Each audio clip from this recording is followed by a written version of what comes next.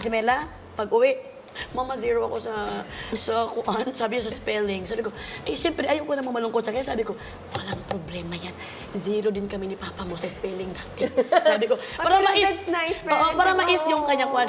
Pero hindi mo kaya, Bay. Pagdating sa school, pagbalik, tinanong ng sister, Mela, ba't ka zero sa school? Sa spelling, sabi niya, don't worry, sister, zero din ng parents kasi.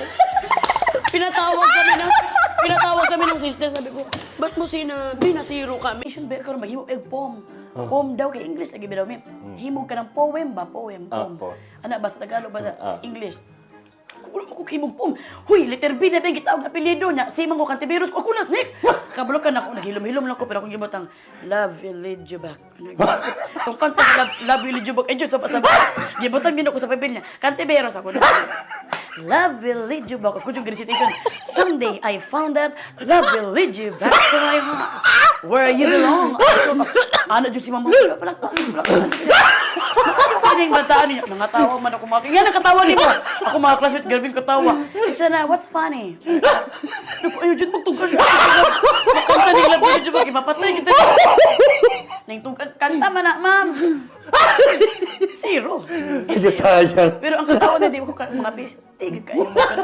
Tanang diskarte na gispilahan lagi.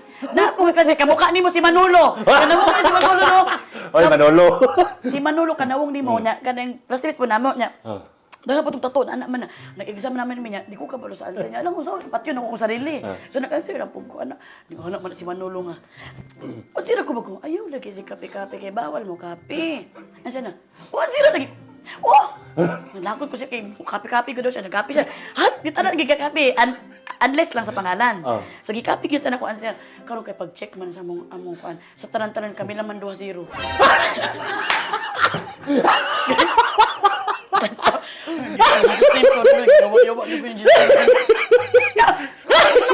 Zero lagi tang tugya, pinapil ko siya. Kaya ina bito kag-ayin lagi, pangapi lagi, tanawa. Ako lang ito masiro. Kaya ako din na ako i-pressure ako sa sarili. Bakit masira na ako? Kaya kapuyan ako ba mag-stress? Doon, may zero. Salamat, Bia. Pero muna pa si Manolo.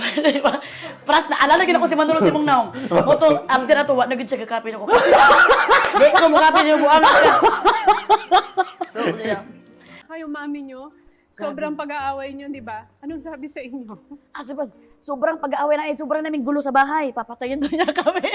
Ay, sobrang hindi naman ang parents ko. Pero ito kwento ko muna siya bago ko sila gandahan ng ugali nila. Alam mo, hindi kasi normal lang kasi yun sa probinsya. Sa probinsya, ganun talaga ang disiplina. Kasi sobrang kiat namin. Nag-away kami na, pag-uwi ni Mama, stress na nga siya pag-uwi niya. Hala, ang kumot, ang kama, napunta na sa kabilang kuan. Kabilang, sa sala na ang kama, ang mga sopa. Galit na siya, ano ba ito? Hilera kami. Mamayang 12:00. Patayin tayo. Dalawang kapatid. Lalaki kasi sila sabi na, okay lang. Oh my God, Lord, patayin na kami ng 12:00. Gisingin mo ako ng 12:00, Inday. Gigising ko. So natulog na kami ng 11:00. Pagising ko, 12:00, Mama.